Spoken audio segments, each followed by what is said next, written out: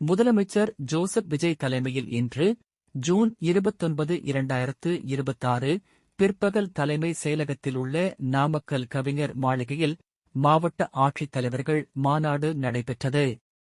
வெளிப்படையான, நேர்மையான, இளஞ்ச லாவண்யமற்ற ஒரு சமூக நீதிக்கான அரசை தேர்ந்தெடுத்தே ஆகஸ்ட் வேண்டும் என்றே நம் மக்கள் முடிவு செய்துதான் நம்முடைய அரசை தேர்ந்தெடுத்துள்ளார்கள். ரேஷன், கல்வி, குடிநீர், சுகாதாரம், மின்சாரம், சாலை வசதி, பேருந்து வசதி போன்ற அடிப்படை வசதிக்கெல்லாம் நாம் முக்கிய கவனம் செலுத்தியாக வேண்டும். சட்டம் ஒழுங்கு பிரச்சினையை பொறுத்தவரை நீங்கள் சட்டத்தின் அடிப்படையில் சுதந்திரமாக முடிவு செய்யலாம். தவறு செய்தவர்கள் யாராக இருந்தாலும், எவ்வளவு உயர்வானவர்களாக இருந்தாலும் பாரபட்சமின்றி சட்டப்படி உடனடியாக துரிதமாக நடவடிக்கை எடுத்து உரிய தண்டனை பெற்றுத் தர வேண்டும். அதில் நிரபராதிகள் யாரும் தப்பித்தவரை கூட பாதிக்கப்பட்டுவிடக்கூடாது. மக்கள் குறைதீர்ப்பு கூட்டத்தை நடத்துவதற்கு முன்னால் டிஸ்ட்ரிக்ட் லெவல் ஆபீசர்ஸ் கூட்டத்தை ஆன்லைனில் நடத்த வேண்டும். விவசாயிகள், மீனவர்கள், மாற்றுத்திறனாளிகள் ஆகியோரின் கூட்டத்தை முறையாக, சரியாக, கனிவோடு நடத்த வேண்டும். மனு கொடுக்க வருகிற மக்களிடம் கனிவாக குறைகளை கேட்டறிந்து அவர்களுடைய பிரச்சினை என்னவென்பதை புரிந்து கொண்டு உடனடியாக அதற்குரிய நடவடிக்கையை எடுத்து தீர்வு தர வேண்டும். மக்கள் பெரும்பாலும் ஏதாவது ஒரு சான்றிதழ், பட்டா போன்ற அடிப்படை தேவைகளை கேட்டுதான் வருவார்கள்.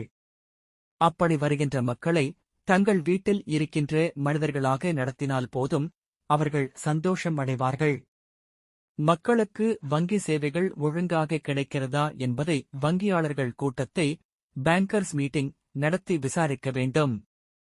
மேலும் திங்கட்கிழமை தவிர மற்ற நாட்களில் காலை வேளையில் கள ஆய்வுக்கு, ஃபீல்ட் விசிட் செல்ல வேண்டும். வேலை செய்வது, மனு வாங்குவது மட்டும் அனைத்து மாவட்ட ஆட்சித் தலைவர்களின் வேலையல்ல. தொடர் கண்காணிப்பு, ஃபாலோ அப் மிகவும் முக்கியம்.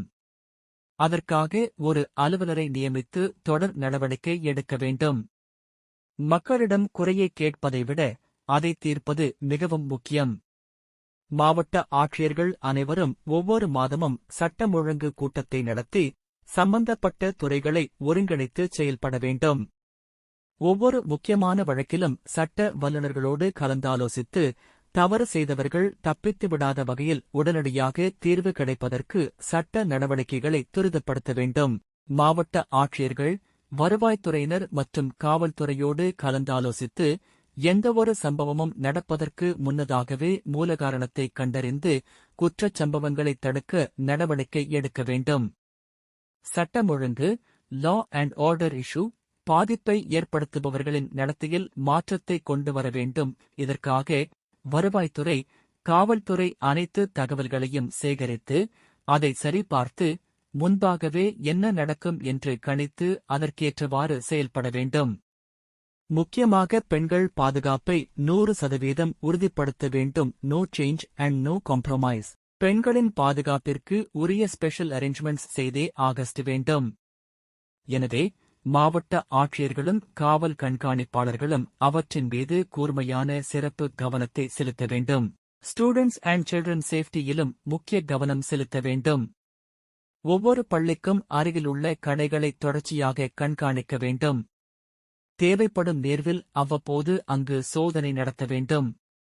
போதைப் பொருட்கள் தொடர்பான குற்றங்களில் ஈடுபடுவோரை உடனடியாக கைது செய்து நீதிமன்றத்தின் முன் நிறுத்தி தண்டனை வாங்கி தருவதை உறுதிப்படுத்த வேண்டும். இவ்வாறு முதலமைச்சர் பேசினார்.